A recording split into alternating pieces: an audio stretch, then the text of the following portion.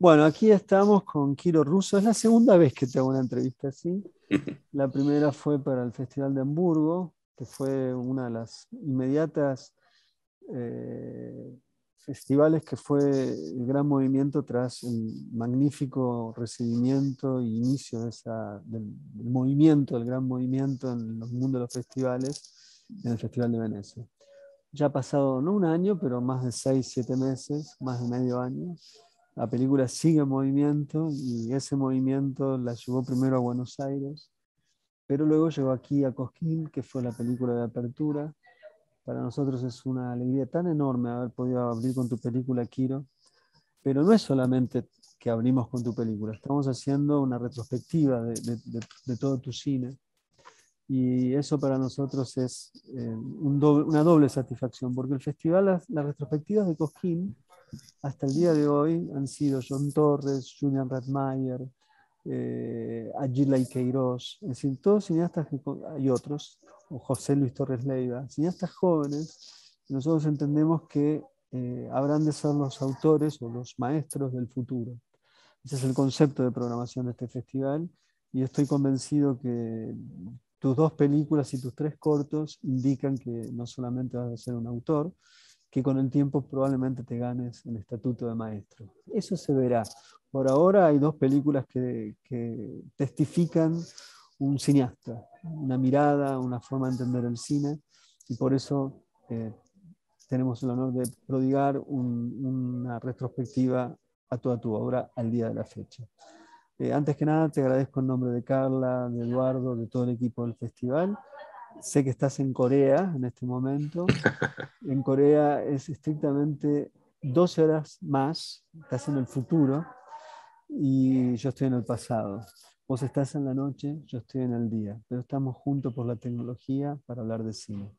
Quería preguntar, empezar un poco por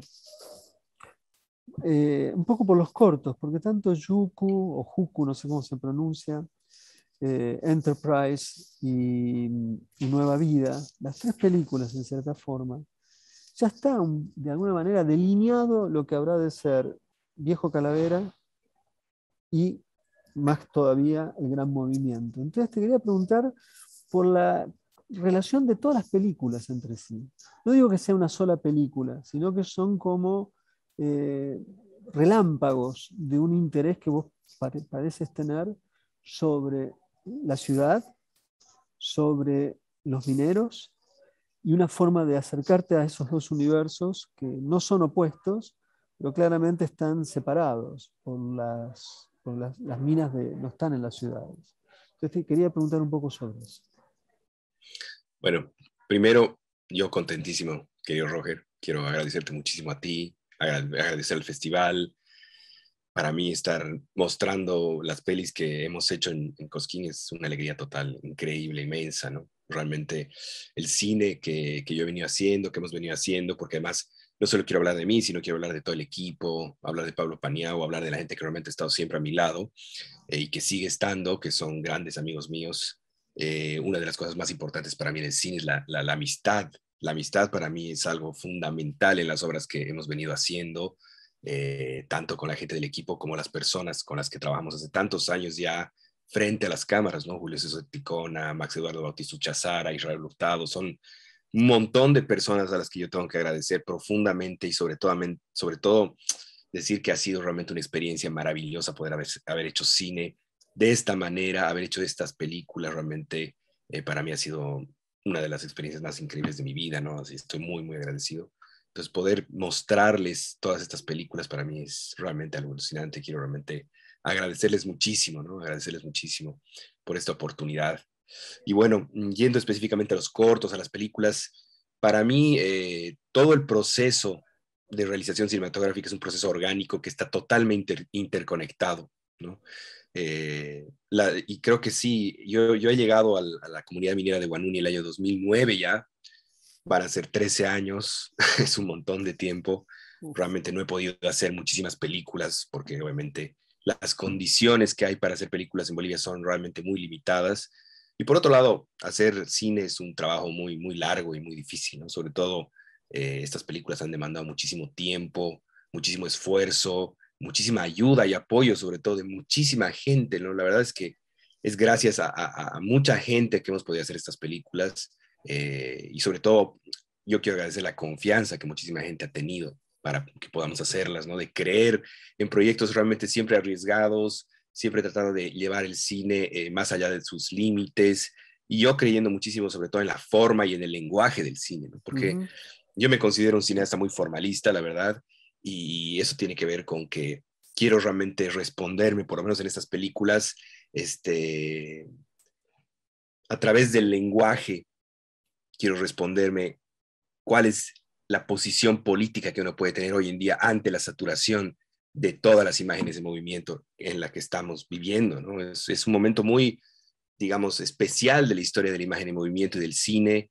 Creo que hay una crisis profunda y además creo que ahora es mucho más difícil hacer películas con relevancia, ¿no?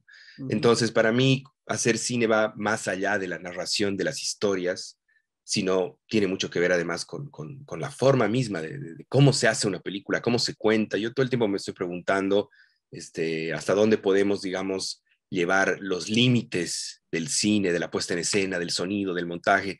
A mí me interesan muchísimo esos elementos, ¿no? Y por otro lado, todo el cine que hemos venido haciendo tiene mucho que ver también de alguna forma con un trabajo social, pero no un trabajo social que es con gente anónima, sino con grandes amigos míos que yo realmente tengo una relación y un cariño enorme con todos ellos ya desde tantos años, ¿no? Entonces, de alguna forma, para mí hacer las películas, haber hecho los cortos, es como un reencuentro con gente que yo quiero mucho, entonces de alguna manera siempre apunto a que vuelva a ser la misma gente, que sea el mismo equipo, que podamos volver a vivir lo que nos gusta vivir, que son los momentos de hacer cine, justamente, ¿no? Yo realmente lo que amo del cine es hacerlo, es el momento que yo realmente más disfruto, es el rodaje y el montaje y la creación misma de las películas, es por lo que yo hago cine realmente, ¿no? Por estar en el momento de decidir un plano, de conocer a la gente, de poder realmente vivir la camaradería que de alguna manera puede generar un rodaje. Eso para mí es algo que me interesa muchísimo, ¿no? Y por otro lado, esos cortos que han visto, que van a ver, son realmente una exploración muy, muy, muy, muy consciente de ciertos, digamos, dispositivos cinematográficos, ¿no? Entonces, de alguna manera está muy presente en todo lo que yo he hecho. La vanguardia soviética, por ejemplo, muy claramente ahí. Está también un diálogo muy grande con el cine mudo en muchas cosas. También está un diálogo muy grande con el cinema novo, el cine latinoamericano de los 60, 70, y sobre todo un diálogo muy grande, obviamente, con el grupo Ucamao de mi país, ¿no? Me interesa mucho un planteamiento que tenía Jorge Sanginés, que es el cine junto al pueblo, ¿no? De alguna manera, todas las películas que hemos venido haciendo reflejan mucho esto, pero llevado a otro tipo de cine, ¿no? Claro. Justamente un cine que tiene mucho que ver con la forma y con la experiencia de estar frente al cine como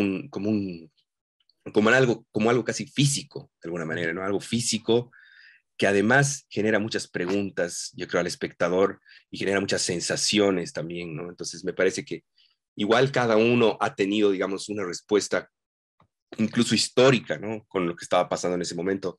Ya, por ejemplo, Enterprise es un corto que se filmó o sea, fue estrenado en el 2010, o sea, son 12 años de ese corto, ¿no? Entonces, Ah, ese año realmente estábamos en otro momento histórico, ¿no? Pero creo que todo tiene que ver. Y me interesa mucho a mí esta interconexión entre las películas. De alguna manera, todo lo que he venido dirigiendo está interconectado, absolutamente, ¿no? sí, vos sabés que dijiste algo que para mí es esencial y por lo cual yo he abiertamente militado tu película, en el sentido de que cuando uno encuentra una película como la tuya, El Gran Movimiento, todas las películas que hiciste, pero El Gran Movimiento creo que es un salto cualitativo, a mi juicio, ¿no? Lo cual no desdeña Viejo Calavera ni los cortos, que son excepcionales, como la ves también Viejo Calavera, pero efectivamente pasa algo en El Gran Movimiento que yo creo que la razón, me acuerdo que me habían hecho una entrevista en un diario, creo, de Bolivia, al inicio de tu película, y yo, digamos, sin ningún tipo de problema, no solamente alabé la película, lo cual es lo de menos, sino traté de decir por qué esa película era importante. Pero ahora vos me permitís decir algo más. vos acabas de decir, estamos en una época muy peculiar, muy particular de la imagen en movimiento. Esa época, en realidad, permitime añadirle, es una época en que la imagen en movimiento ya no le pertenece al cine. Está en varios espacios, está fuera de la tradición cinematográfica y el tema es que el cine sigue existiendo. Por lo tanto, la gran pregunta es, ¿qué pensamos hoy que es el cine? Absolutamente. Tu película para mí responde a eso. ¿Y cómo lo responde? Vos lo acabas de decir, y quiero justamente enfatizar lo que acabas de decir. Porque vos has nombrado los soviéticos, el cinema nuevo, y has nombrado el trabajo de San Ginés. Es decir, que hay un concepto de tradiciones y de reapropiación de esas tradiciones. Y una de las cosas por las que vos dijiste, a mí me interesan los planos. Bueno, cuando cuando un cineasta hace cine, piensa en planos, no en imágenes. Es cuando la imagen se transforma en plano, estamos hablando de cine. Y creo que tu película es una película de planos. Reivindica el concepto de plano. Por eso quería decir esto en función de lo que acabas de decir, porque me parece muy importante eh, plantear, dejar en claro una distinción. Empezando por aquí, yo te quería preguntar la particular forma de trabajar el zoom que tenés, que es algo que a mí personalmente me encanta. Me resulta ridículo algunas objeciones que he leído en torno a tu película, como si el zoom fuera un recurso que lo puede solamente usar Hong Sang-soo o en la década del 70. Pero me gustaría saber por qué usas el zoom de esa manera. A mí me resulta hermosísimo de ver, pero quería preguntarte particularmente. Bueno, dentro de la concepción de la existencia justamente del cine como algo más allá, como lo que tú mencionabas, Roger, yo pienso mucho como en tesis cinematográficas, podemos decir, para plantear una película. Justamente para mí lo que viene primero a mi cabeza son las escenas, los planos, no viene la historia. Por ejemplo, en el Gran Movimiento, lo primero que vino a mi cabeza fue la escena del perro blanco, y fue un sueño que tuve además, ¿no? Y fue exactamente igual como lo filmamos, o sea, fue exactamente igual, era un paneo y era un perro blanco que era más o menos la luz de un espacio totalmente oscuro. Y yo cuando tuve ese sueño no tenía ni la más mínima idea de dónde iba a entrar o en qué película, pero sí sabía que yo quería hacer ese plano sí o sí, ¿no? Y entonces de alguna manera para mí pasa mucho eso. Y al hablar de tesis cinematográfica también hablo de la relación de los elementos formales posibles que uno tiene para armar una película con relación también a lo visual, ¿no? A lo visual, a la vista, digamos. Pero para contarte un poco cómo nació esto del Zoom, tiene que ver primero con Nueva Vida, ¿no es cierto? Nueva Vida es un corto que filmé en Buenos Aires, es un corto que está filmado desde la ventana de mi cuarto, básicamente, en Buenos Aires. Y tiene que ver con que en esa época yo vivía en ese piso, que era el último piso en el edificio en San Telmo, y yo era muy, muy voyeurista en esa época, pero así ridículamente voyeurista, ¿no? O sea, filmaba todos los días a los vecinos, pero a tal nivel que empezaba ya a conocer más o menos cosas sobre los vecinos y horarios y todo eso.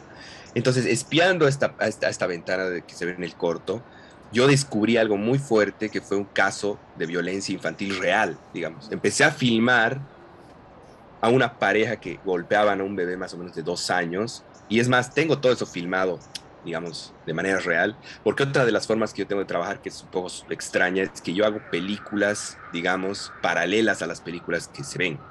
Por ejemplo, para el Gran Movimiento tengo como 3 cortos de entre 15 10 minutos de cosas que no tienen nada que ver con la película, pero a veces tienen mucho que ver, que son investigaciones, digamos, fílmicas que yo hago, pero que realmente las hago de una forma muy, muy, muy detallada, o sea, las monto, están incluso con créditos y todo, pero son cosas que solo yo las veo, ¿no? Son como películas privadas, digamos. Entonces, en Nueva Vida hice lo mismo, pero lo que me pasó en esa película fue algo más o menos moral, ¿no? Porque fue empecé a entender que estaba pasando ahí algo que de alguna manera yo tenía que denunciar o no, o sea, como que tenía digamos, esas dudas. Y tengo unos planos súper fuertes, por ejemplo, tengo un plano en ese mismo lugar donde hay una cama y es como un zoom, porque empecé a hacer zooms justamente para tratar de entrar ahí, ¿no? O sea, porque el zoom tiene que ver con la posibilidad de llevar la vista donde tú no puedes llevarla, digamos, como de entrar con el lente a lugares donde tú no puedes entrar. Entonces, como que la cámara va entrando y justo por una casualidad de la vida, en ese plano real, digamos, documental que tengo, el bebé entra plano golpea contra la pared y cae en la cama, ¿no? Cuando yo filmé eso, realmente para mí fue muy fuerte y ahí fue como una decisión de hacer algo al respecto, ¿no? Pero no lo hice instantáneamente. Y paralelamente a eso, yo estaba en un momento muy difícil con una relación que yo tenía con una novia de ese tiempo. Entonces, como que estaba yo en unas peleas, o sea, como que había algo fuerte que de alguna manera después reflejé en el cortometraje y decidí ir a tocar la puerta de esa casa. Y cuando decidí ir, esa familia, ese bebé, todo eso, ya no vivían ahí, ¿no? Entonces, para mí eso me generó una frustración muy extrema y decidí filmar el corto, ¿no? Entonces, así fue como nació eso, pero también para mí ahí nació, digamos, el planteamiento de la utilización del zoom como esta mirada que puede entrar a donde tú no vas, ¿no? Entonces, en el gran movimiento se lleva esto a un nivel más allá y tiene que ver con otra cosa que es, bueno, por un lado la topografía de La Paz me lleva mucho a eso, ¿no? La Paz tiene una cosa muy especial que es, tú puedes ver los barrios frente a ti. Entonces de repente estás muy lejos, pero tú lo ves allá y sabes que es un barrio que está, no sé, a 45 minutos, pero tú lo ves, ¿no? Entonces hay como una cosa ahí que me parece súper interesante y que además el zoom me permitía romper esta distancia a través Ah, del movimiento cinematográfico del zoom, ¿no? Y por otro lado, hay una cosa que me pasó en ese tiempo, que es mientras estaba escribiendo el primer guión, viajé mucho con Viejo Calavera y siempre me dedicaba a ver desde el avión las ciudades. Entonces llega un momento cuando estás viendo la ciudad donde ya no ves personas, ¿no? Entonces ahí también para mí volvió a mi mente el zoom, de decir, bueno, si tuviera un zoom ahorita, podría entrar a esa ciudad y ver a esas personas, ¿no? Entonces justamente ahí está la tesis más o menos que se maneja en la película, que es la posibilidad de relacionar la ciudad como un ente total y luego entrar a las multitudes y luego entrar a un personaje, ¿no? Y con eso jugar con la relación del individuo contra la multitud, o sea, como que hay mucho eso en la película, llevado al nivel tal que finalmente llegas a entrar dentro del cuerpo de uno de los personajes, pero de alguna manera esa es toda la historia de por qué, digamos, la película tiene tantos zooms. Para mí era muy importante, digamos, evidenciar esto que estoy hablando, pero de una manera cinematográfica, no hablada, ¿no? es muy impresionante pensarlo así, porque es tal cual, ¿no? Hay un trabajo de lo infinitamente inmenso a lo infinitamente pequeño. Y en el interior de ese cuerpo además está la mina, lo cual es algo tremendo. Y además habría una tercera capa, me animaría a decir, que son las memorias de la historia. Las memorias de la historia y las memorias de las culturas, porque digamos, toda la introducción, si se quiere, del chamanismo o lo que fuera que ejercita el personaje para curar al minero, es también una capa que tampoco se ve, ¿no? Que son saberes perdidos, saberes desprestigiados, que eso también es la tercera línea que tiene, serie que tiene tu película, ¿no? La ciudad, los personajes y luego las creencias antiquísimas que también pueden ser vistas como sueños o fantasías. A mí me parece que es Totalmente. increíble la película en ese sentido. Te quería preguntar sobre los sonidos, ¿no? Porque literalmente vos retomás, te apropiás de las sinfonías de las ciudades del fines de la década del 20. eh, pero acá hay un trabajo además sobre el sonido que en la época de las sinfonías de las ciudades no se pensaba el sonido de esa forma. De hecho, la mayor parte eran películas mudas que eran musicalizadas con partituras. Pero acá vos haces un trabajo sobre un sonido de registro de la ciudad, ¿no? Donde la ciudad tiene una sonoridad muy parecida a una orquestación que desdeña en cierta medida la melodía, pero tiene una rítmica y armonías en todo caso dispersas que no constituyen eventualmente una sonoridad reconocible, pero que suenan. Quería preguntar porque es absolutamente un viaje sonoro, es una película que se puede escuchar como ver, y en ambos casos tiene vida, ¿no? Bueno, para mí el sonido es fundamental. Para mí, justamente la diferencia con el cine mudo es que le da como otra dimensión el sonido al cine. Para mí el cine, es, digamos, el sonido es el 50% del cine y está trabajado de la misma manera en todo lo que he realizado, además, con un detalle y con una profundidad muy grande, pero eso tiene que ver con dos cosas. Por un lado, yo estudié muchísimos años música, estuve muchísimos años en el conservatorio. Yo me considero además un músico frustrado, digamos, de alguna manera, ¿no? O sea, como que no, no llegué a ser tan bueno como hubiera querido ser y dejé la música completamente, pero me dediqué mucho al sonido en cine. Yo trabajé muchísimos años haciendo postproducción de sonido, haciendo sonido directo, entonces para mí el sonido es fundamental desde el lado técnico, además yo conozco mucho la técnica del sonido. Y por otro lado, en cada uno de los trabajos que he hecho, el sonido era fundamental para sostener la película, básicamente, ¿no? Por ejemplo, en Viejo Calavera, al ser una película tan oscura, además donde la profundidad y además para mí el interés en esa película sobre todo era transmitir lo que yo había sentido en las minas, lo que yo sentía sobre todo de un tipo de agobio, de agobio, sí, de opresión, y a la vez hay algo súper interesante en la mina, que es tú no sabes la infinitud de los espacios, ¿no? Y eso para mí es alucinante en esa película y en esa exploración que tuve, que es otra exploración formal justamente, que tiene que ver justamente con la oscuridad y la luz. Y ahí también el sonido fue fundamental para sostener y representar esos espacios, ¿no? Entonces, en el gran movimiento es igual, pero al ser una sinfonía, eso es llevado a un nivel mayor todavía, me parece, ¿no? Sobre todo porque pensando el cine, pensando justamente en cine como algo que está separado, digamos, de lo otro audiovisual, me parece que también hay que pensar justamente en lo que tú decías de la tradición, pero también en las huellas del tiempo relacionadas con una época, ¿no? Entonces, en esta película, yo he tratado de ser muy consciente todo el tiempo de eso. Obviamente, todas las películas son de alguna forma huellas de una época, pero es diferente cuando intentas hacer eso de manera más consciente, ¿no? Entonces, la película tiene varios niveles de ese tipo y uno de esos es el sonido. Yo realmente he hecho una lista muy grande de sonidos muy específicos de La Paz y he tratado de capturar así muy conscientemente todo lo que me parece a mí como, podemos decir, arquetípico de la ciudad de La Paz, sonoramente hablando, ¿no? Y he tratado además de eso utilizarlo musicalmente. Luego ha entrado justamente el trabajo del músico, en donde los ruidos y los sonidos de la ciudad se transforman en música en ciertos momentos y luego también la música termina volviéndose otra vez ruidos y sonidos de la ciudad.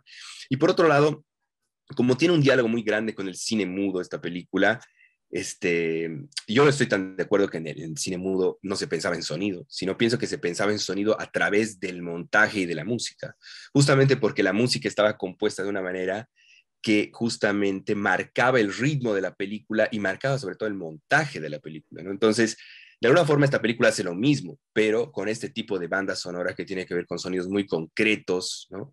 Que además el sonido marca el ritmo y me ayuda muchísimo y me apoya muchísimo en el gran movimiento a mantener los zooms y me ayuda demasiado a lograr esa inmersión que me interesa a través de los zooms, porque si uno escucha atentamente, hay un zoom sonoro también todo el tiempo. Y el sonido va cambiando mientras va pasando el tiempo en el plano. Y para mí eso es súper interesante porque lo que pasa con el sonido y lo alucinante que te da es que tú puedes tener una duración en el plano de un zoom, por ejemplo, o de un plano fijo o de un plano cualquiera, con un tiempo determinado, con una duración determinada, pero el sonido te puede dar otra, ¿no? Entonces tú puedes estar en dos tipos de ritmo a la vez gracias al sonido. Y eso pasa mucho, digamos, en el gran movimiento, si uno escucha y ve bien, porque tú estás viendo un plano que dura bastante, pero en realidad el sonido tiene progresiones y va cambiando totalmente. Entonces no es el mismo sonido del principio que del final del plano. Eso para mí es súper interesante y además me ayuda a sostener estos planos y ese tipo de puesta en escena, que me parece obviamente súper arriesgada esa puesta en escena y esa idea además de hacer una película que tenga tantas formas cinematográficas en una misma estructura, ¿no? Yo creo que eso era muy arriesgado porque podía no funcionar para nada, pero creo que gracias al sonido y al concepto mismo de sinfonía es que se puede sostener una película así, ¿no?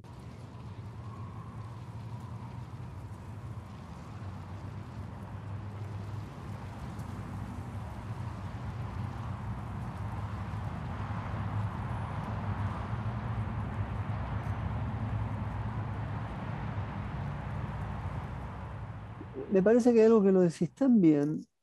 Cuando uno da clase de cine, trata siempre de enfatizar la importancia que tiene la relación que existe en la palabra y, imagen y sonido.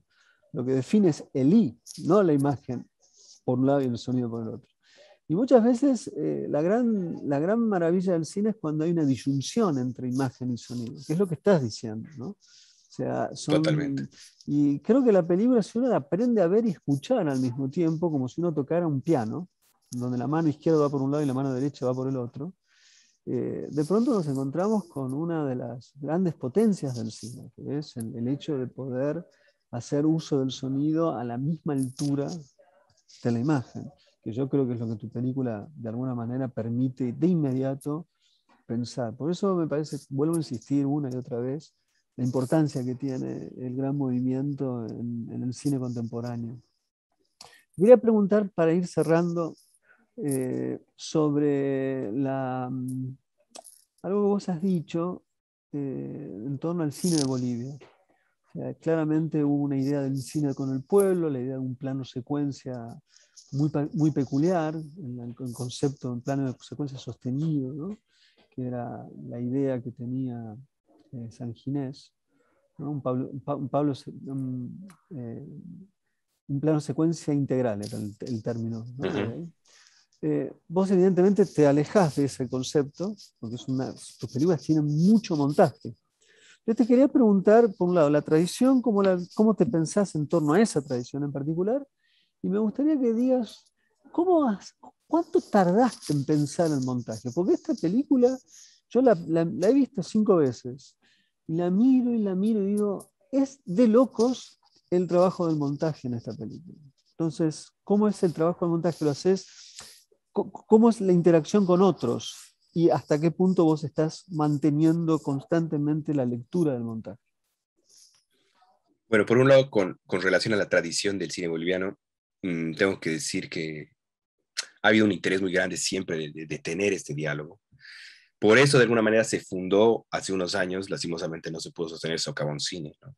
Eso fue una idea que tuve yo justamente para tratar de emular algo similar al grupo Camao, que tampoco funcionó, valga la redundancia, lastimosamente, tal vez es algo de la idiosincrasia de mi país, pero había un interés justamente de tener y tomar ciertos elementos del grupo Camao para repensar el cine latinoamericano y boliviano, ¿no? Pero creo que hay una distancia muy grande a la vez, muy grande en el sentido de que en mis películas, por un lado, lo que yo más, como había dicho, retomo es el cine junto al pueblo, ¿no? Pero además llevado a otro nivel de cosas, porque justamente San Ginés y lo que tuvo y el cuestionamiento personal que él incluso tuvo es que en un momento él se estaba poniendo siendo un burgués finalmente blanco para hablar sobre, no sé, los indígenas desde un lugar para mí muy peligroso, ¿no? Muy romántico también, de alguna forma. Creo que las películas que yo he dirigido hasta ahora no tienen nada que ver con eso, en el sentido de que yo estoy muy consciente de que no me interesa representar a un grupo humano en un sentido como de líder o algo así, no tiene nada que ver con eso. Para mí, yo siempre digo y repito, yo hago películas con mis amigos, que Ujú. son gente que yo conozco hace muchísimos años, con la que me gusta y disfrutamos mucho de hacer cine. Y sí, no puedo negar que estas películas han afectado de manera increíble a las personas que han trabajado en ella, ¿no? Por ejemplo, la historia de Julio César Ticona para mí es alucinante porque, bueno, yo cuando he llegado a Guanuni, el 2009, ha sido primero para filmar el Jucu, porque finalmente el Juco primero era una exploración justamente de lo que iba a ser el manejo de la oscuridad en las minas, podemos decir. Pero después ya cuando empecé a hacer la investigación de qué iba a ser la película Viejo Calavera, los mineros lo que repetían mucho era la necesidad de hacer una película sobre la distancia generacional que había ahí, ¿no? Y lo que ha sucedido y sucede hasta el día de hoy en esa mina es que los hijos de los mineros ya no pueden ser mineros, ya no pueden seguir esa tradición, ya no hay espacio en las minas para ellos. Entonces, ¿qué sucede? Fallecen sus padres, a veces muy jóvenes, y ellos son incluso todavía niños, entonces quedan muy desamparados y terminan la mayoría en el alcoholismo, ¿no? Entonces, cuando yo llegué en ese momento al pueblo, ya en la investigación, eso ya fue el año 2011, los amigos mineros que yo tenía en ese momento me decían, no, tú tienes que ir de aquí, esto es un lugar demasiado peligroso, te puede pasar algo, aquí hay maleantes, hay gente que te puede matar, ¿no? No sé. Pero la verdad yo era testarudo y me quedé y me quedé y me quedé y terminé haciéndome muy amigo de estos maleantes supuestamente, que uno de ellos es Julio César Ticona y muchos otros amigos como Israel Hurtado, que es uno de mis mejores amigos en las minas, que no son mineros justamente, y muchos de ellos realmente eran muy alcohólicos. Julio César realmente era chico con muchos problemas, digamos, cuando decimos viejo calavera. Es más, el día que yo lo presenté al equipo, todos me dijeron, tú estás completamente loco, o sea, tú haces una película con este tipo, es imposible, digamos, ¿no? Pero no, no solo fue posible, sino que para él fue algo que le cambió la vida, ¿no? Fue tan fuerte para él el respeto que adquirió en la comunidad minera y de su familia, que ya para él fue un cambio enorme, ¿no? Y para él volver a hacer otra película fue algo alucinante, porque para mí él, además en esta segunda película, realmente se transformó en un actor real, en el sentido de que él conoce los planos, sabe de la cámara, o sea, es increíble el trabajo que él hace físicamente, ese trabajo de interpretar una enfermedad, me parece increíble lo que él hace. A tal nivel, digamos, él ha mejorado su vida que ahora él ya está casado, ha nacido su hija hace 6 meses, yo soy el padrino de su hija, y realmente, o sea, yo he visto, digamos, yo he visto de muy cerca cómo ha sido ese proceso, y esto es solo para contarles uno de los casos de muchos de los personajes y de la gente que yo trabajo, que ha sido alucinante, y para mí eso es el verdadero cine junto al pueblo, digamos, ¿no? No se trata de hablar de millones y de todos los Entendí, mineros, no, no sé, entendí. no puedo, digamos, hablar de eso, puedo hablar específicamente de estas personas que yo quiero, que son mis hermanos, digamos, mis brothers de la vida, y con ellos yo hago cine y me encanta eso, ¿no? Y espero seguir haciéndolo así, ¿no? No me interesa a mí mañana cambiar y hacer otra cosa. Justamente ahorita, por ejemplo, estoy escribiendo una película que es una vez más en las minas. Los mineros dicen que una vez que uno entra a las minas es difícil salir de ahí, es como que la mina te seduce y te quedas atrapado ahí. Y de alguna manera puede que sea verdad, porque para mí hay algo ahí muy fuerte que me llama una y otra vez, ¿no?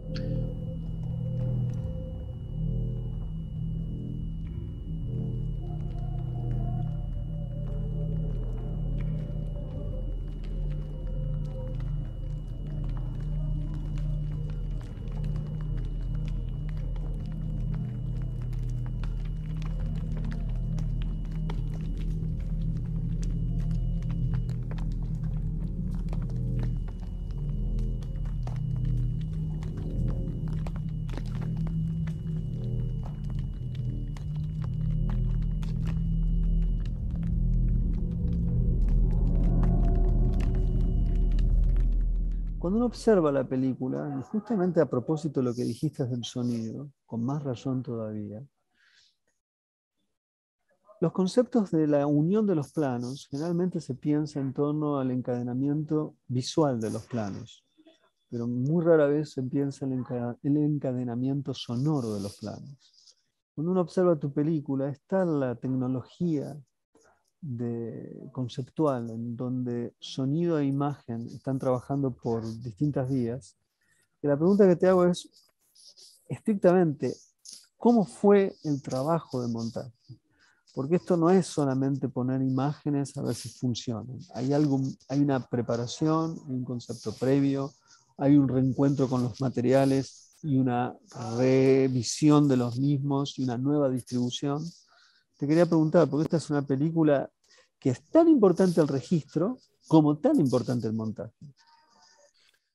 Bueno, primero me interesa hablar un poco más de sonido, ¿no? Creo que una cosa importante que no he mencionado del sonido, obviamente, es el fuera de campo, ¿no? Fuera de campo es fundamental para mí en el cine, ¿no? Es realmente la evocación de una nueva imagen a través del sonido, la evocación incluso de toda una narración a través del sonido, y eso es fundamental para mí en el cine, ¿no? Realmente es la posibilidad de abrir un campo que no vemos, que es algo que está muy presente además en la película y sirve justamente de interconexión entre los planos todo el tiempo en la película. Me parece que hay una cosa re importante ahí.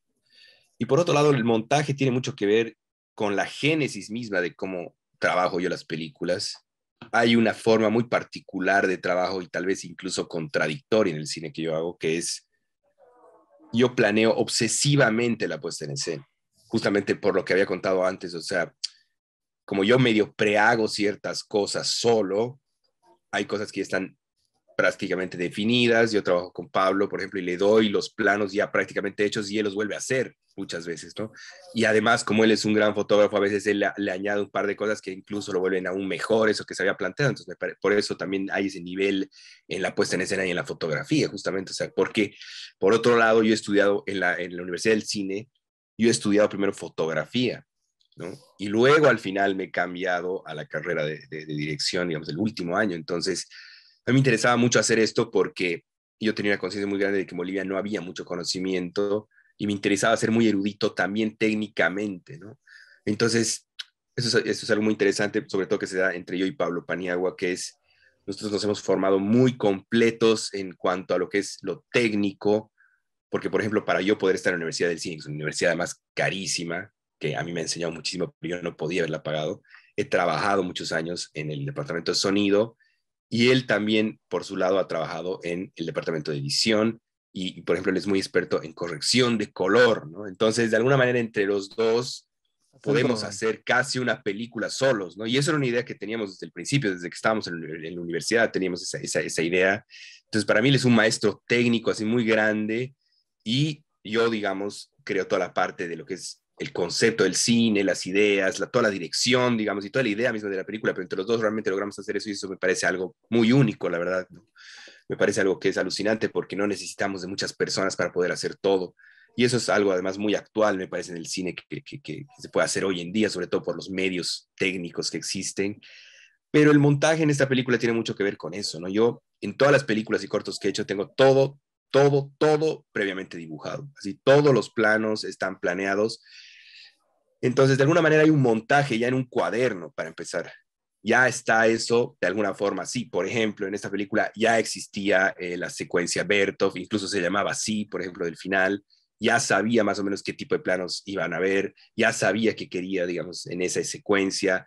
O, por ejemplo, todos los zooms del principio y toda la introducción de la ciudad en esa película, en el Gran Movimiento, ya estaba hecha de esa forma, pero obviamente siempre pasa que hay cosas que salen mal, hay cosas que no funcionan como uno espera, como por ejemplo en el guión, y eso estaba y ha sido un trabajo muy grande que lastimosamente no entró a la película, después de la introducción de la ciudad, al entrar a la ciudad, antes de entrar a la marcha, había toda una, digamos, rememoración de la vida, o sea, se iban habiendo etapas de la vida, como por ejemplo se veía un bebé, había un momento de una formación, digamos, había unas parejas, había unas cosas que me interesaban un montón, que habían, claro, no tenían nada que ver con lo que era la estructura total, entonces eso, por ejemplo, tuvo que volar, o por ejemplo, la secuencia Bertov de la velocidad final era algo que estaba al principio en la realidad, o sea, son cosas que sí Ajá. cambian, pero que ya estaban en una concepción total, pero además lo que tiene esta película es algo muy específico del montaje que es muy curioso. Yo fui a montar la película a Buenos Aires, supuestamente iba a estar 6 semanas montando ahí. Estaba montando conmigo Felipe Galvez, un chileno que es amigo mío de la FUC igual, y también estaba Pablo, y pasó que justo nos agarró la pandemia, ¿no? Entonces, de repente, terminé estando 5 meses en Buenos Aires, entonces fue perfecto para montar la película, porque montaba y montaba y montaba y montaba y montaba, y en un momento ya estaba cerrada supuestamente la película, y yo seguía cambiando cosas, seguía cambiando cosas, seguía cambiando de lugar, un plan, otro plan, otro plan, otro corte, porque realmente yo no sé, como que había el tiempo para poder hacer algo así. Entonces la película me parece que tiene una perfección de corte y de correspondencias además, que funciona de manera increíble. O sea, si uno realmente ve bien la película, Claro. es como una cosa que hace esto, ¿no? O sea, llega un momento que Sí, se abren las cosas y luego se cierran, sí. y realmente hay planos que se corresponden con ese movimiento. O sea, hay un paneo que va a la ciudad, que abre, y luego al final hay lo mismo, que vuelve. Incluso hay un momento, por ejemplo, les están pagando a un tipo y luego hay el zoom in, y luego pasa lo mismo correspondientemente en otro momento, que es ya también ellos están en esa situación. Hay como toda una cuestión de correspondencias que funciona mucho para que además se pueda armar la narración. Porque lo interesante de esta película además es que como no es como una narración convencional, es a través justamente del montaje y la puesta en escena que se va armando la historia o la narración en la cabeza del espectador, me parece, ¿no? No se está armando de una manera tradicional a través de la psicología de los personajes y que de repente se planteó este conflicto. Me parece que no va por ahí, ¿no? La forma en la que se arman las narraciones de película, sino es como la sumatoria del montaje de los planos y las escenas van construyendo como un mosaico en la cabeza del espectador, y ahí es donde se va formando la historia, el mismo espectador en su cabeza, ¿no? Entonces creo que funciona muy bien eso, y creo que, claro, al final ha sido muy importante este nivel de montaje para que la película pueda funcionar también y sostenerse en esa diversidad, además de formas en el sentido, digamos, temático, podemos decir, ¿no? Porque esta película, por ejemplo, tiene documental, tiene ficción, tiene cine experimental, tiene género, podemos decir incluso de terror, tiene videoclip. Entonces, podría realmente parecer que eso es totalmente aleatorio, pero no, logra funcionar, me parece, de una manera muy, muy correcta, ¿no? Sí. Y bueno, el montaje igual en las otras películas y en los cortos tiene mucho que ver, digamos, está muy relacionado, muy interconectado a lo que es el gran movimiento. De alguna manera, al pensar las películas como siempre interconectadas, incluso yo a veces pienso, podría ponerse, y me pregunto, podría ponerse justo después de Viejo Calavera el gran movimiento, y tal vez sí, digo, o sea, como si lo veía uno todo de corrido, porque al final es el mismo personaje y además esta correspondencia de abrir y cerrar está presente también en esas dos películas de alguna manera, ¿no? Viejo Calavera es una película que se va cerrando y que va siendo cada vez más agobiante y va siendo cada vez más, más cerrada en su forma, en su puesta en escena. Y el gran movimiento más bien es de un abrir que sí se cierra, pero tiene algo de apertura, es la apertura lo que te permite además hacer un juego con la ciudad, ¿no? Y eso para mí es muy, muy, muy, muy, muy interesante. Y la ciudad, ¿por qué es tan recurrente en lo que he venido haciendo? Creo que tiene que ver con que me interesa mucho a mí pensar en el sistema, ¿no? Pensar en el sistema. Para mí esta idea de pensar la multitud o pensar como una masa me parece algo que a mí me envuelve mucho a las cosas que yo hago, ¿no? Tiene que mucho que ver con que el cine siempre está tomado desde el yo, de alguna forma, ¿no? Y me interesa a mí que el cine también pueda hablar de la multitud o del punto de vista que es el mundo circundante, yo le llamo a eso. O sea, hay un mundo que nos rodea, que no es el individuo, que se puede representar a través del cine, ¿no? Y es a través de la puesta en escena que podemos hacer evidente este mundo circundante, que no tiene que ver con una historia psicológica, porque no se trata del yo, ¿no? Sino se trata de lo que nos rodea, que es algo que tiene que ver con el mundo, no con el individuo, ¿no? Entonces, esa presencia del mundo a mí me parece muy importante, muy, muy posible de evidenciar a través del cine, ¿no? Entonces, eso me interesa muchísimo. Y por otro lado, eso tiene mucho que ver con el sistema también. Me parece que hay una película que tiene que ver con el sistema, que es el Gran Movimiento, y otra película que tiene que ver también con el sistema, que es el Viejo Calavera, porque estamos hablando del sistema capitalista finalmente, ¿no? Y el capital nace en el mineral, básicamente. Es ahí, digamos, la génesis máxima de lo que es al final la moneda de cambio en el sistema en el que vivimos. Entonces, para mí todo eso está interconectado en las dos películas, ¿no? En una película se extrae el mineral y una tiene que ver con las personas que están en ese trabajo, pero luego en la ciudad se ve cómo el mineral es de alguna manera transformado en dinero y es la moneda de cambio y Sí, es de lo que hecho hace está ese plano magnífico que se ve euro, dólar, digamos, eh, totalmente. es fundamental, ¿no? Ese plano es fundamental. Y quería preguntar algo que a propósito del sistema, el capital, la ciudad, la extracción. eh, la aparición del chamán de este brujo, si se quiere, brujo mítico, brujo de la fantasía, brujo al fin, también es una mirada exterior al sistema. O sea, ese hombre no es parte del sistema. El sistema no solamente lo expulsa, sino que tampoco da la impresión que a él le interesa ser parte del mismo. Y hay un par de escenas muy peculiares donde lo vemos a él mirando a las ciudades de lejos, ¿no? Te quería preguntar, pues son tres casos. Hay un momento que se ve en la montaña a lo lejos, hacia el final. También en un momento que va caminando y hay unos árboles, que es una imagen, es un plano de una belleza contundente. Y un poco antes también, donde hay un conjunto de árboles, donde uno dice, ¿dónde está ahora? O sea, dejó la ciudad. Es como si fuera el gran contraplano de la paz, ¿no? Te quería preguntar sobre esa figura, cómo llegas a él, cómo observas esa figura dentro de lo que estás diciendo ahora. Bueno, Max Eduardo es un amigo mío desde el año 2004. Yo lo conozco hace muchísimo tiempo. Eh, pero yo lo he conocido justamente por casualidad, por cómo yo he empezado a hacer cine de alguna forma. Yo estudiaba sociología, estudié 3 años sociología antes de hacer cine. Y había algo en la sociología que no me gustaba. Yo hacía investigaciones de campo y había una frialdad muy grande con relación a los objetos de estudio, podemos decir, ¿no? Uno iba, tomaba notas y todo. Y lo que pasa es que yo iba a hacer eso y me quedaba ahí con la gente. No me interesaba mucho las notas y eso, ¿no? Pero me interesaba muchísimo conocer gente.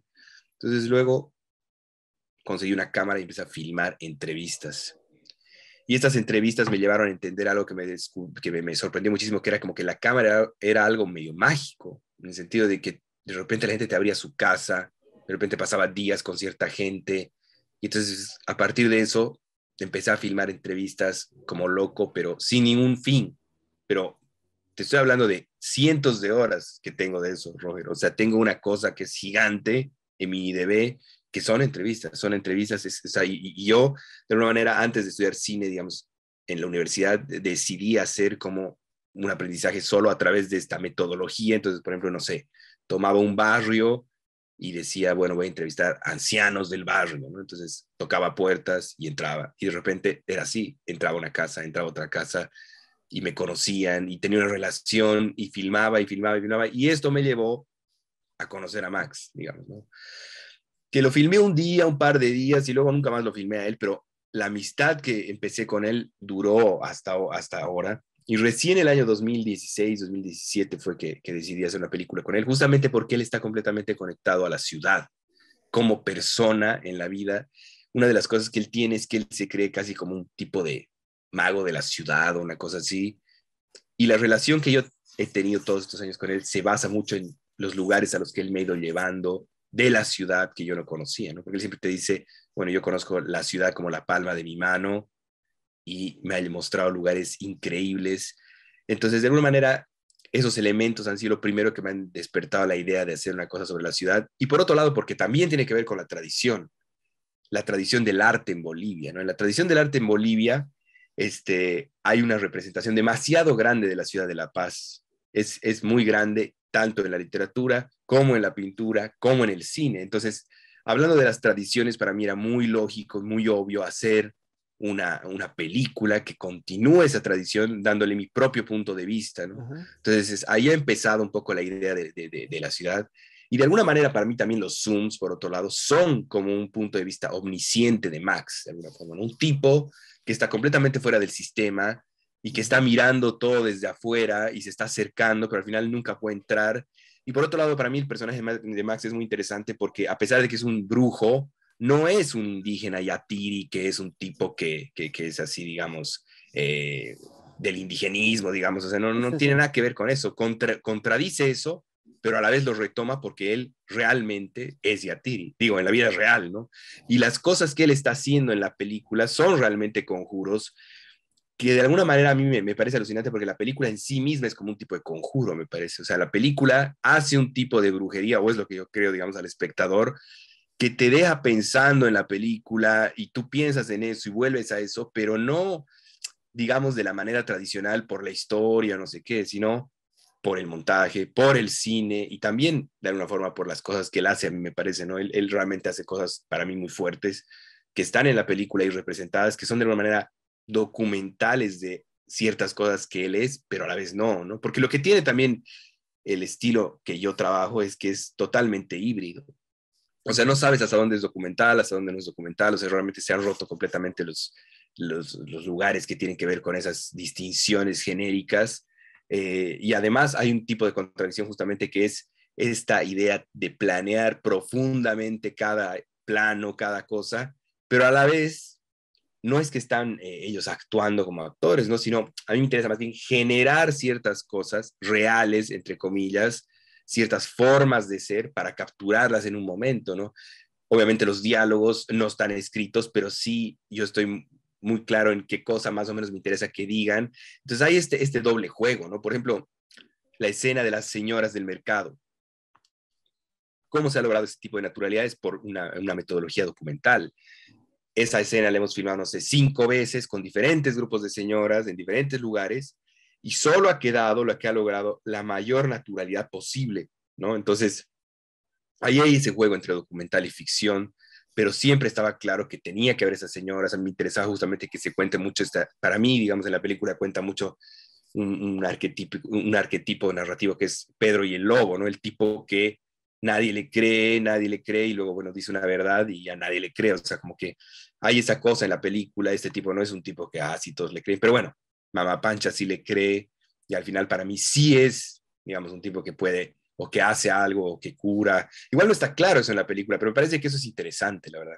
Claro, claro, no, la indeterminación de lo que vemos constantemente es parte del misterio de la película, pero es una indeterminación semántica buscada, consciente, que bueno, Totalmente, me parece fundamental, ¿no? El hecho de poder trabajar con eso que siempre se dice, se repite, pero muchas veces no se sabe de qué se está hablando, de la ambigüedad de lo real, ¿no? Es un concepto que viene de Bazin, que se totalmente. repite como si fuera un dogma, pero que tiene que ver con esto, con una zona de indeterminación. Eh, Te quería preguntar sobre algo que no hemos hablado, pero está bueno repetirlo, que es el momento Michael Jackson de la película. Digamos,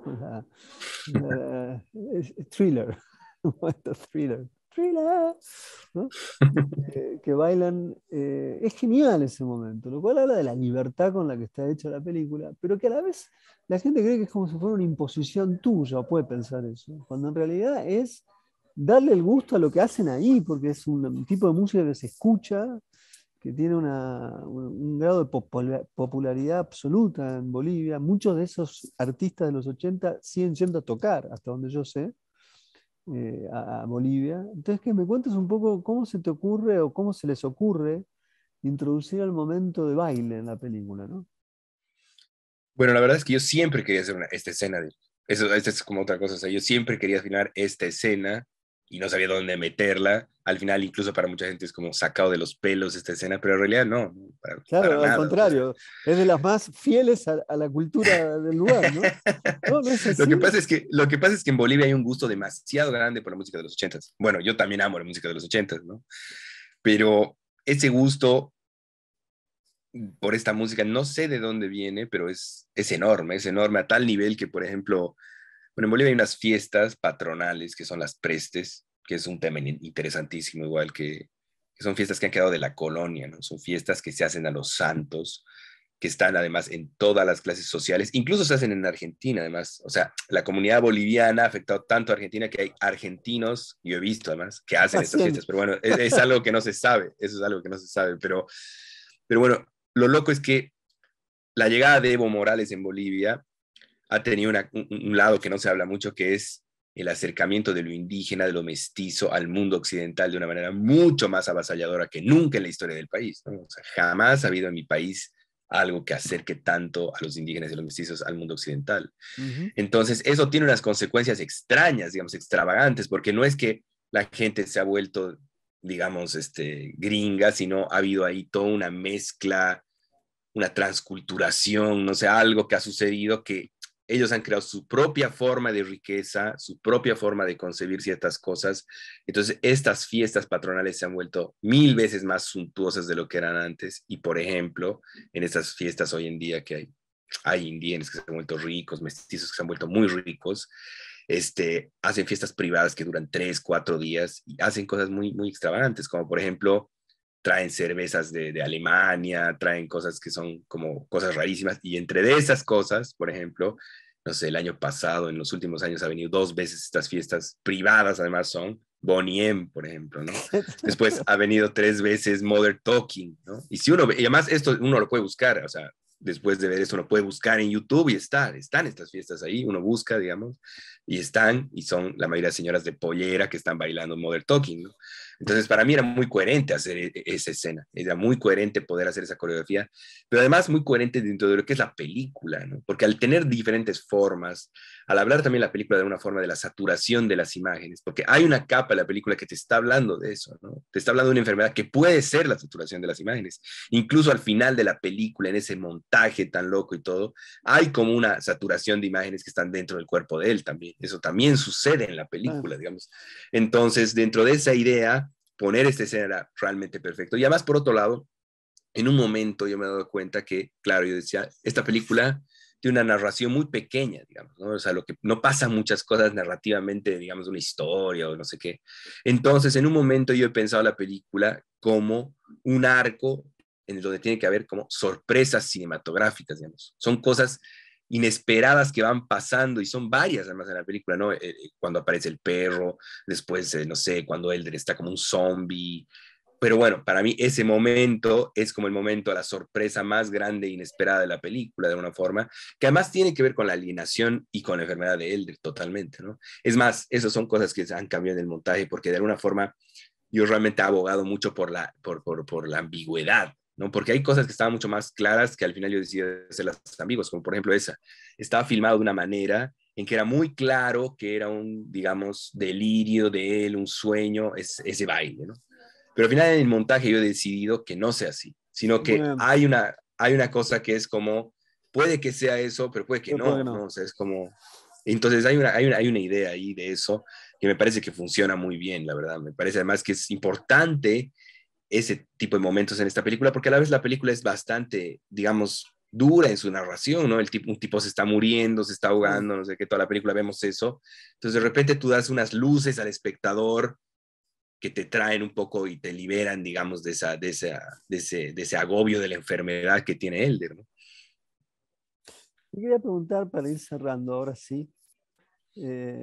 ¿Cuántos planos son los que están en el montaje Bertov del final?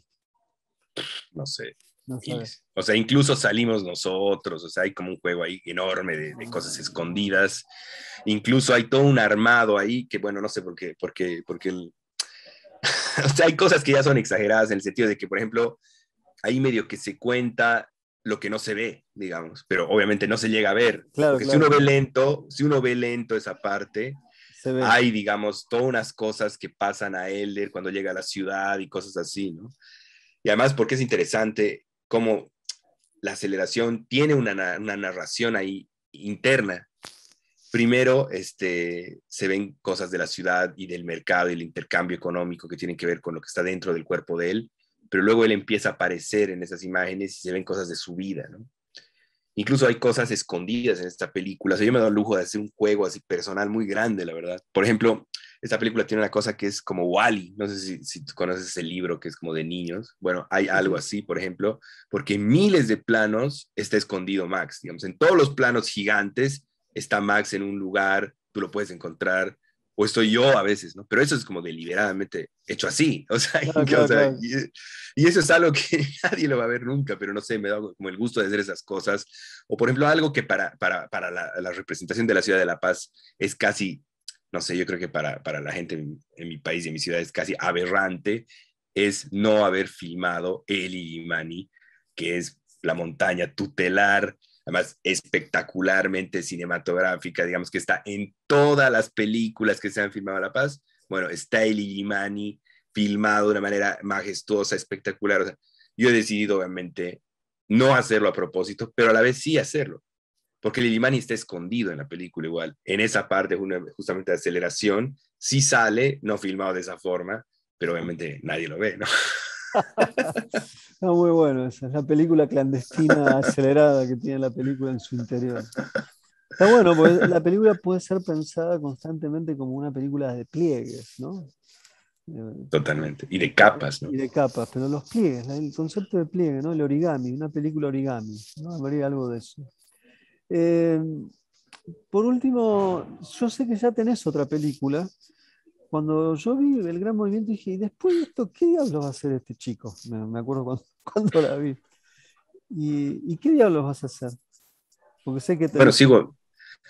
sigo ahí en la mina y tiene que ver con otra amistad de un minero que sí sale en una parte viejo Calavera un poco en algunas escenas, pero no, bueno, es una película que tiene que ver con black metal, con el diablo, pero no sé bien cómo va a ser, porque yo siempre tengo esa pelea entre ser narrativo o no, digamos, y siempre Claro. termino no siendo, digamos, pero... Bueno, Y puede además ser. también tiene que ver con el sistema de cómo es el cine, ¿no? A mí nadie me va a dar plata para hacer una película si no tengo guión, por ejemplo, ¿no? Entonces al final tienes que empezar por Sí. ahí, tienes que tener una historia bien contada, bla, bla, bla, aunque luego hagas lo que te dé la gana, no sé, me parece que eso es como algo peligroso, pero ha sido así para mí mis dos películas, he tenido que lidiar con eso, pero ahora, digamos, lo estoy haciendo de una manera más consciente y tengo siempre esta contradicción que es fuerte para mí, que es que finalmente, a pesar de que a mí me gusta hacer estas películas, creo que son importantes, no sé si les gustan tanto a la gente con la que trabajo al final, digamos, de decir, ay, qué increíble, esta es la historia, porque por ejemplo,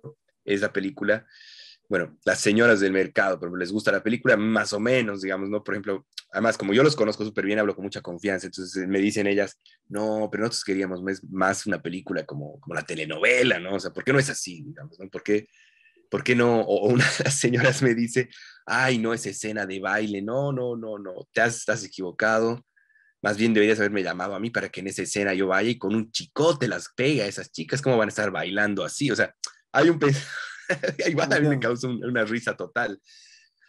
Tampoco iría a ser una telenovela, ¿no? Pero a veces pienso que sería interesante para mí realmente dar en un proceso así una película a los mineros que a ellos les guste ver, Claro. definitivamente porque con Viejo Calavera, por ejemplo, ha pasado una historia muy loca, ¿no? Que le he contado muchísimas veces, pero me parece una historia realmente buena de contar porque a mí ya me conocían de hace muchísimos años en las minas, sabían que estaba haciendo una película, habían visto que estaba ahí como años haciendo eso, entonces todos estaban esperando la película, era impresionante, ¿no? Entonces, para además hacer, digamos, el estreno Viejo Calavera, lo primero que hicimos es estrenar en Las Minas y reabrimos un cine minero gigante que estaba cerrado 30 años para poner la película, que es un cine que más o menos entran como, no sé, 1,200 personas, una cosa así, ¿no? Pero para mí fue espectacular porque en un día tuvimos que hacer 3 funciones llenísimas, entonces fueron más de 3,000 personas a ver la película y en la primera proyección, o sea, yo ya sentía así un clima muy jodido, además que todas las familias habían ido con sus hijos, o sea, eran, no sé, miles de niños en la película, era una cosa loquísima. Y acaba la película y digo, pucha, aquí me van a matar, ¿no? Y de repente empiezan a gritar las esposas de los mineros, a putear, a decirme así, pero ¿qué es esto? Esto no es cine, así, esto no es una película, no es una película, así, esto no es una película, además, ¿cómo va a ser tan oscuro? Eso es mentira, no es cierto, ¿cómo van a hablar tanta mala palabra los mineros, no sé qué? Y yo ya dije así, ¿qué pasará aquí? Y no tuve que decir nada porque automáticamente los mineros empezaron a defender la película. Qué Pero más bueno. que defender la película, defendían la realidad que estaba retratada ahí, ¿no? Incluso para ellos obviamente era muy duro que se muestre un tipo tan alcohólico y la historia de un tipo alcohólico porque es algo, o sea, la verdad es que las sociedades no quieren verse a sí mismas, ¿no? Y parece que además hay este tipo de idea prehecha, que es como que, ay, siempre se muestra la pobreza, lo peor de las sociedades, no sé qué, cuando en la realidad se muestra lo que es nomás. O sea, hay una cosa que es, por ejemplo, el mundo minero es una realidad de alcoholismo muy fuerte, ¿sí? No hay por dónde salir de eso si uno ve la realidad de las cosas. Es así. Y no solo en Bolivia, yo estoy seguro, porque son realmente trabajos demasiado duros, ¿no? Ujú. Entonces, para mí eso es súper interesante porque eso ha generado digamos, un debate muy grande de incluso qué era cine y qué no era cine, pero dentro del mundo minero, ¿no? Entonces eso me pareció genial, eso me pareció alucinante. Pero también está el otro lado, que es lo que ellos realmente esperarían de ver en una película, ¿no? Entonces, yo siempre estoy en el lugar de decir, bueno, tal vez algún día haga esa película que ellos quisieran ver o no, no sé, no sé. Finalmente creo que cuando hacemos cine y cuando realmente creemos en lo que hacemos, termina saliendo lo que uno es nomás, lo que uno hace. O sea, para mí me interesan los planos, me interesa la puesta en escena, me interesa la duración, me interesan algunas películas como las que he hecho. Entonces, creo que eso es finalmente lo que quiero hacer, digamos, ¿no? Y va a seguir siendo así. Ahora, realmente, ¿por dónde va a ir esta nueva película? Bueno, estoy en esa exploración ahora, realmente. Esa es como para mí una exploración que no sé cuánto tiempo va a tomar, pero ya estoy ahí hace un año, ¿no? Está muy bien. Pero eso que vos decís me permite cerrar, y además de agradecerte. Me parece que el cine nació como por dos vías, son dos series posibles. Una es la serie de la percepción, la otra es la serie de la narración. Es una voluntad perceptiva y una voluntad narrativa. Yo creo que en tu cine se entremezclan las dos. En algún momento hay una inclinación más hacia un lado, o en otro momento hacia otro, pero funcionan juntas. Y restituir hoy la posibilidad de saber mirar y saber escuchar, quizás es una de las grandes, no, la palabra no es responsabilidad, es uno de los grandes destinos del cine de hoy, puesto que tanta imagen circula que no permite ni ver ni escuchar. Entonces, Totalmente. uno se encuentra con el gran movimiento, de esto era, por acá era. Por acá era esta invención del siglo XX, que es una invención perceptiva, narrativa, y una forma de hacer experiencia del mundo, ¿no? Así que te agradezco que hayas hecho estas películas, espero que sigas haciendo otras, y para el FISIC tenerte como cineasta elegido, porque estoy seguro que el futuro del cine, tu nombre tiene un lugar en él. Para nosotros va a ser, siendo un festival tan pequeño, va a ser la posibilidad de decir, bueno, en este festival pequeño nosotros nos dimos cuenta, y para nosotros eso va a ser un motivo de orgullo. Muchísimas gracias, mi amigo cineasta. Gracias por atendernos en Corea en este momento, que son casi las 2:30 de la mañana. Yo ya no sé ni en qué horario vivo, tengo sueño, estoy despierto, pero quizás porque tus películas también inducen al sueño, a los sueños más profundos que el cine puede prodigar. Muchas gracias, ¿eh? Muchas gracias. Gracias, Roger, querido, a ti, al Físic, a todas las que vean y se den el tiempo de escucharnos. Y nada, yo muy contento de poder compartir con ustedes las películas que hemos hecho. Y claro, esperando seguir haciendo cine, ojalá muchas películas más, ¿no? Pero un Ojalá. fuertísimo abrazo. Un Un fuertísimo abrazo a fuertísimo todos allá. abrazo y un saludo en el nombre de toda la gente del FISIC. Hasta la próxima, Gracias, amigo. querido. Gracias, Roger, querido.